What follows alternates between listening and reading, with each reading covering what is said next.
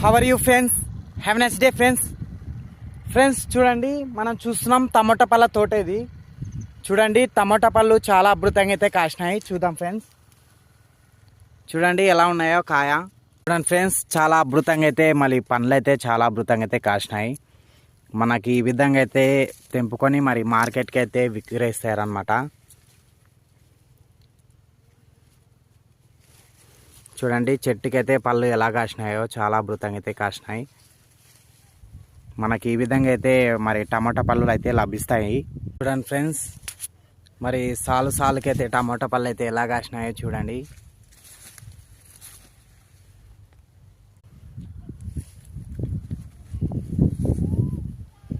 చాలా అద్భుతంగా ఉంది ఫ్రెండ్స్ ఈ తోట.